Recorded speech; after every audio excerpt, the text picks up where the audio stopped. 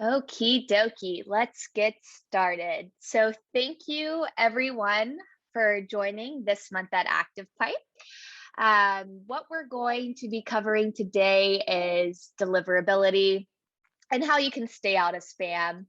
I am Taylor Ritchie. I'm over on our customer success team, and I will be we're going to be largely in our, let's see, staying on PowerPoint today, not so much in the actual product itself.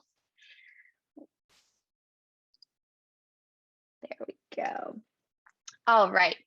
So first, I just want to make sure that everyone can hear me. So I'm going to send out a quick poll, and you can let me know if you're able to hear me and see my screen. If you'll just take a minute and let me know. Perfect. I just got a couple answers. Thank you for doing that. Great. So like I mentioned, today what we're going to be covering is deliverability. What is deliverability? Just best practices to maximize your inbox deliverability. We've been getting more and more questions about this lately, so we thought that we just give it another round of how you can with best practices, stay out of spam.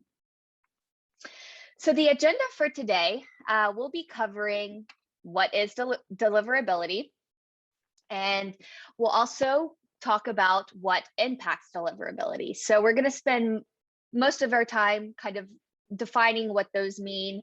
And there are three things that we really want to focus on. So first, we'll make sure that we define what deliverability is, so we're on the same page. Next, we'll highlight the key factors that actually impact deliverability. And then finally, we'll share some top tips and tricks that you can do immediately to ensure that you land in the inbox as much as possible. During this time, if you do have any questions, please feel free to add them into the Q&A. I'll probably wait till the end of the slide deck to go over them. So I promise you I'm not ignoring you. We'll just make sure that we have some time at the end to kind of go through those. So what is email deliverability? Email deliverability, I think the first thing is that we need to distinguish what it is and what it's not. So let's specify. There is, in fact, a difference between email delivery and email deliverability. Email delivery is when an email can actually make it into any folder. So it's a simple yes or no question. Can the contact accept this message? If this is a yes, the email goes forward into whatever folder it may be. So in Gmail, if it's that primary inbox, or if they have a specific inbox, if it's able to make it in there, then yes, that means that the email can be delivered. If no, that means that something else is going on here. So examples of why an email may not be able to get delivered are things like an invalid email address, the message was simply too large, or the contact's inbox was full. Another option would be that the email domain could be invalid. However, the idea here is to focus on, did that message that you sent out end up in the contact's receiving end? If yes, it was delivered. So that's email delivery. So then this brings us to deliverability, which is, does this message actually land in their inbox? So here we're looking at inbox placement, where it ultimately lands once it gets to the recipient. More specifically, we are asking which folder the email ends up in, whether it's in the inbox, spam. Like I mentioned, Gmail has several different folders that it sorts out to. So the question of deliverability is our key focus for today, is if it's landing in the actual inbox or if it's going to spam. So now that we kind of know the difference between what an email delivery is, that's just the email going out into the folder. And the email deliverability is the actual inbox placement.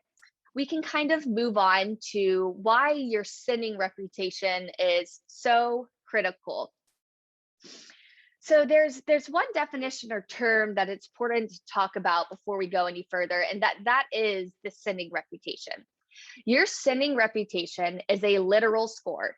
Think of this as like a credit score. So from a 0 to 100, that is assigned by internet service providers. So these ISP monitors your sending activity, and then any bad behaviors will make your score go down, kind of like that credit score. So when people are marking you as spam, or your emails are not deliverable because it's marked as spam by the service provider itself, your score is going to go down.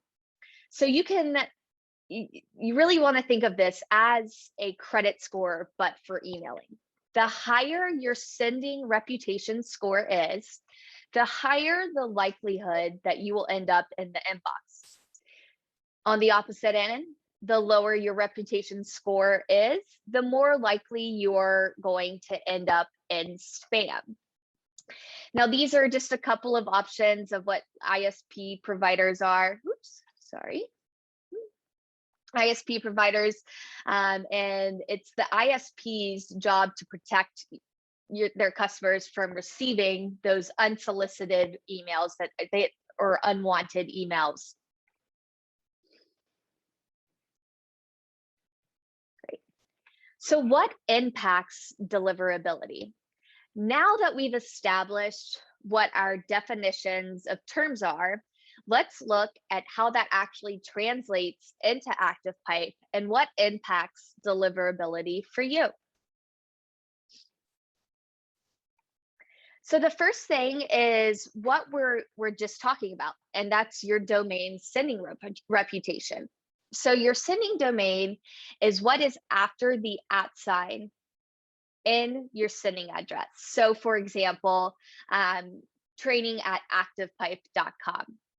Or as you see in this from address, we actually have a subdomain as well. For many of you, this will be your website address. And for some of you, you might be using a subdomain as well, which would look like this one up here. Either way, the important thing to remember here is that whosoever shares the domain with you, which in many cases will be all of the agents in your office. So all of the brokerage is probably sharing the same sending domain. And it's that domain that shares the responsibility in sending reputation. So it's important to work as a team to keep your domain sending reputation healthy. A positive reputation will mean a higher chance of landing in the inbox. We'll talk about some other tips for improving sending reputation in a bit, but this is a good thing to think about. Majority of the brokerages, their sending domain is very good, so you shouldn't really have to worry about the subdomain unless that's something that you're really interested in. If you want to use a personal domain, if you're an agent on this call, I would highly encourage you to talk to your brokerage to make sure that that is okay. There's also ways that you can test your deliverability by just doing a quick Google search for sending domain deliverability, and it'll actually populate your score. So if you're not really struggling with landing in spam a lot, then this is something that is good. That means that your domain has a high score, that high credit score, sending domain score. So we don't have to really worry about that. So for improving tips of deliverability, the second major part of this is based on how your recipients are engaging with your email. So if a contact deletes your message without opening it, smart filters will notice, especially Gmail, and that's when things start to go into other folders. The other consideration here is that if the contacts start flagging your emails as spam, the more likely your emails will start landing in spam and other people's email accounts as well. So that's kind of that brand overlay. If there's one person on your team that is sending out emails to multiple people that don't really need that content and they're constantly being marked as spam, then your deliverability score is going to go down for that entirety of the domain. So that's something that we'll kind of touch on here on ways that we can avoid that. But just know, once that domain is being flagged as spam, the more likely your emails will start landing in the spam and other folks in your brokerage as well. Lastly, some contacts will hit the ever famous unsubscribe button. Now, when this happens, I want you to consider two things. First, this is not necessarily a bad thing. Look at this as a way that they're trying to help you clean out your database so that you can really narrow it down to the list of actively engaged contacts. So yes, unsubscribes, they could seem like kind of a Debbie Downer. We get a little upset that someone unsubscribed from our monthly newsletter, but that's good for our sending domain and our sending reputation, because now we know that this person does not want to receive emails, so we can make sure that they're no longer receiving them and they don't start marking you as spam and kind of hurting that score from a high level. Secondly, it is worth asking yourself, am I sending the right message to the right group of people? If you are constantly sending all of your emails to all of your contacts, you're probably not sending the most relevant materials. So you want to make sure that you're segmenting your contacts so that you can provide the most pertinent message to the people who need it. So overall, if a contact unsubscribes, that is way better if they mark you as than if they mark you as spam. So I always say approach the unsubscribe with a little bit of gratitude, because they're helping you out before telling those emails to go to spam.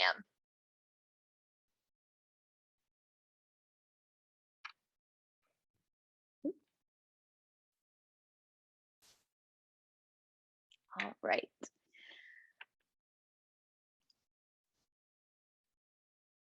So just moving on, I'm checking to see if we have any questions so far. Looks like we're good to go. All right, so deliverability is impacted by your content and subject lines. This is really important to note down all of this information that we're going to go through, because these are some good best practices to kind of take into account when you're sending out these emails. So for our last what impacts deliverability, we have the one that you're in the absolute most control over, and this is the content that you include in your emails. Most important is going to be the subject line. As we know, as we'll see, there's going to be some triggers that will automatically flag for spam. So we have a few tips for you on this one. Avoid spam words. There are certain words that are flagged for spam automatically, and these are things like free, urgent, opportunity, deal, price, alert, a quote. These are all triggers for email providers that signal that an email may be spam. This is more important to keep in mind for subject lines. And these are just a few examples, but if you do a quick Google search, you'll find a lot of others just to stay away from when you are creating emails in those subject lines. To be clear, this is in the subject line and the bigger red flag than when it's included in the body of the text of the actual email. So being very cognizant of what you're putting in your email subject lines. is going to be very important for improving your deliverability score. Next thing is just to try to keep some text included in your emails. Emails that are 100% images are far more likely to be tagged as spam automatically. And this is why we always encourage you to type out a personalized message at the top of your newsletter. Just pop in one of those text boxes, use the placeholders in order to personalize at scale so that it's not really flagged as a e-blast email that you're sending out to all of your contacts without that certain personalization standpoint. Other auto emails are not doing this, and this is a great opportunity to personalize emails to prevent you from going to spam, is just using that placeholder if you're sending out to multiple people at one time. Other things to consider are you want to be sure that when you're building out these newsletters that you're linking out to reputable sites. I will always say your local newspaper and magazines are great places to start. 95% of the time, those are totally safe and reputable. What you will want to avoid is finding and linking an article from some random site that you haven't really ensured the rest of the site is legit. So just to be conscious of where your links are going. This is probably just a general good rule of thumb beyond deliverability, but for building your brand too. So just making sure that the links that you are providing and the emails are reputable sites and not ones that are a little bit underdeveloped. The next one is don't use excessive capitalization or punctuation. This is a great example. I struggle with this personally. I love exclamation points, but we know that if you are adding multiple exclamation marks, this is going to be, this could incur and drop your deliverability score. Another common example is all caps, especially in the subject line. So words in all caps are also likely to be flagged as potential spam. So just avoid that. All caps in a subject line is a big no-no, as well as using excessive punctuations in those subject lines as well. Lastly, we take care of this one for you and built in all of your templates. You have a physical mailing address and an unsubscribe link at the bottom of each of the emails that you send out. And this is a compliance rule to not be spam. So just having that little bit in the bottom of each of your email templates, which we provide for you already, this just helps with that deliverability because they have the option to opt out if they want to. So just being spam compliant just helps kind of raise that score automatically from the active pipe end.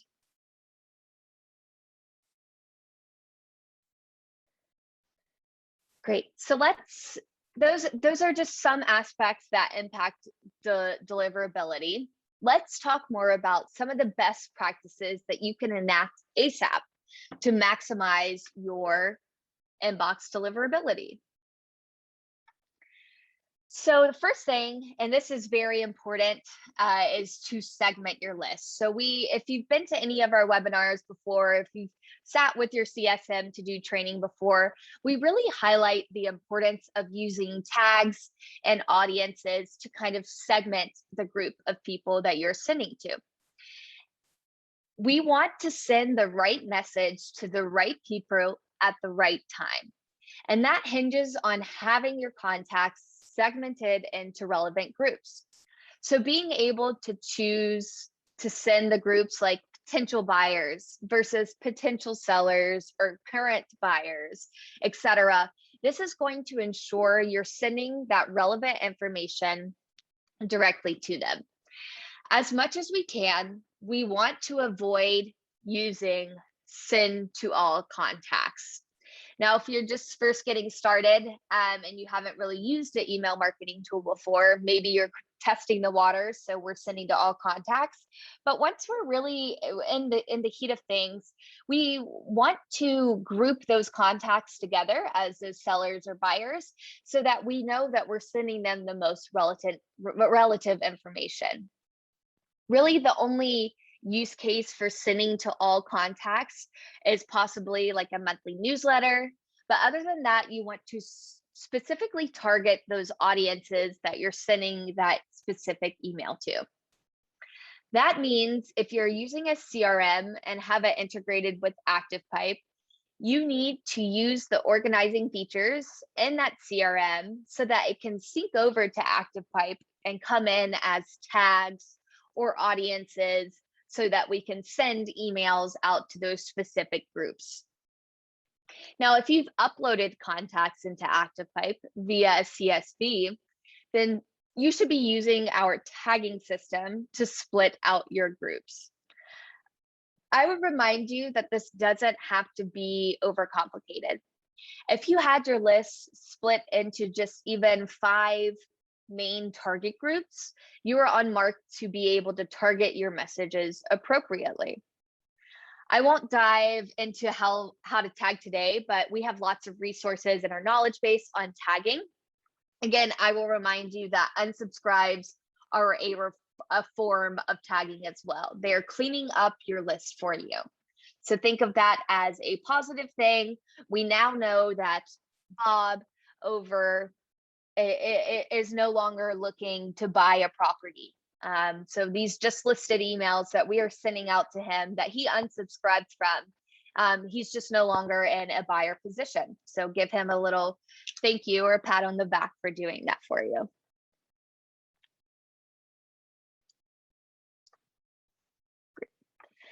Another tip, just to help maximize this, is to personalize your messages.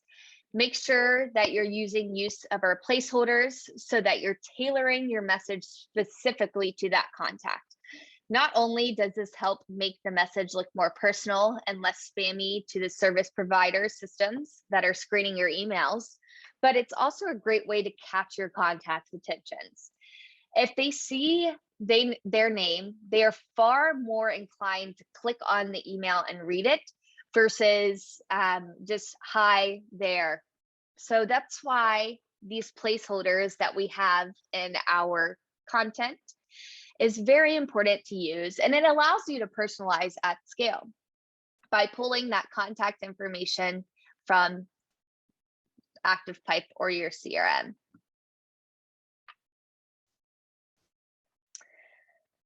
So as we've shown in many of these webinars before, the amount of data you get back from your emails is huge. So keep an eye on this. Check in on your campaign reports, see what's going on so that you can get if you're getting a solid open and click rate and which emails are low. Then you can use this to your advantage. If you keep up with your top performers, maybe consider tweaking your low performers the emails that you're sending out to your low performers to try to give them a boost. Because the more opens and clicks that you get, the more likely that your emails are going to end up in their inboxes versus in the spam. If your open and click rates are always super low, then that's when you'll want to start. That's when you'll start ending up in spam. So those click rates and open rates are super important. So we want to make sure that we're being cognizant of the folks that are not interacting with their emails, and we want to make sure that our open rates and click rates are among the average that we have listed here. So in ActivePipe, across all of our brands that we support for email marketing, our average open rate is going to be 18.32%, and our average click rate is going to be 10.95. With these, if you're seeing that your open rate and click rate are significantly lower on a long-term basis, then maybe we need to start thinking about, are we sending out the right content to the right folks? Do we need to resegment our list in order to make sure that they are getting the content that they want to see? So this is just kind of like a minimum benchmark that you should keep in the back of your mind as you are going through the reporting for the campaigns that you have sent out.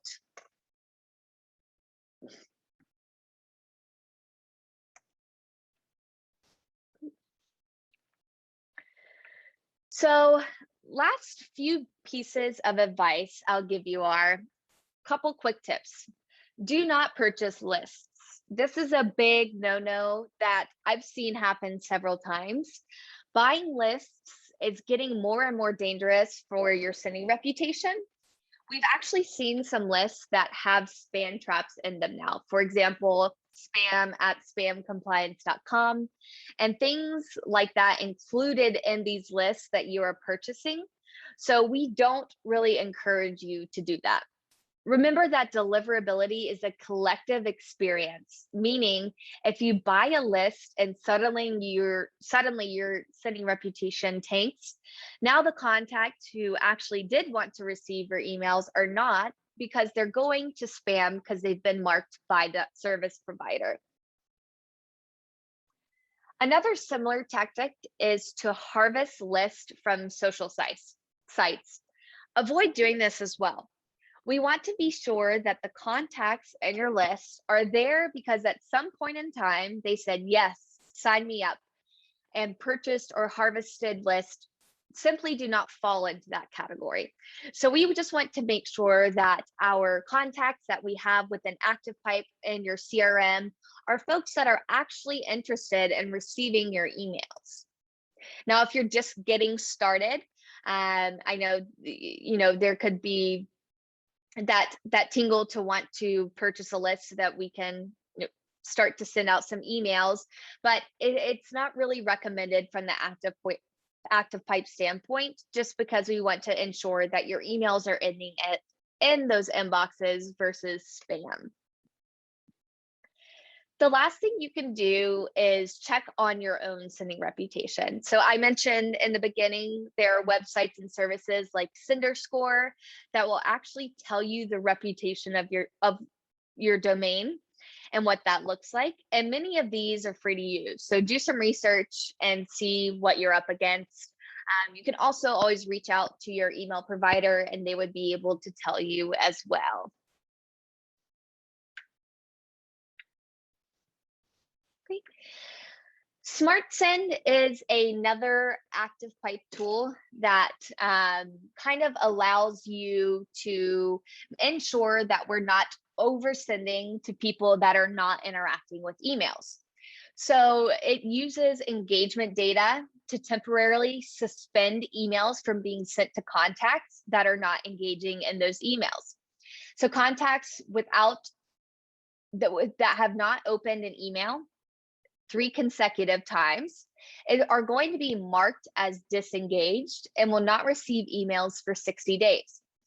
After that period, they will receive their next email. If they still have not opened that email, they will stay and disengaged. If they did open that email, then they will come back into the loop of getting those emails that you are sending out. So this helps open rate skyrocket just right off of the bat. This is something that you can ask your CSM, your customer success manager, to turn on for your company, or if you're an individual agent, we can do it for you at an agent level as well. But if you have been struggling with deliverability, SmartSend is a great way to kind of get started improving that score.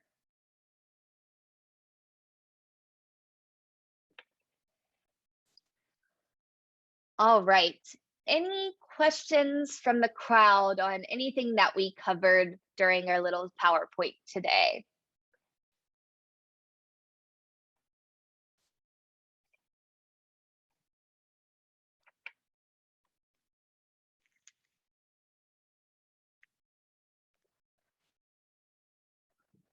All right. I don't see any questions coming through. I hope that this was helpful in understanding, why it is important to have a reputable sending score, and these tips and tricks that we went over can kind of help you get to that high sending score if you're on the lower end right now. So please feel free to revert to our knowledge base for segmenting your lists, as well as ways that you can tag. And I'll just show you really quickly how you can get to our knowledge base. If you come to activepipe.com, under our resources tab, we have this knowledge base here. And you'll see that you can type in anything that you want some more information about. So SmartSend, for example, it's kind of the last thing we talked about. You'll see that we have an entire article on what SmartSend is and how it utilizes to kind of boost that deliverability score. So really, really recommend utilizing this knowledge base to find quick notes on maybe a couple of questions that you have. Again, if you want SmartSend turned on, just reach out to your fellow CSM and we will be more than happy to help you out there. Alrighty. Well, thank you everyone for your time today.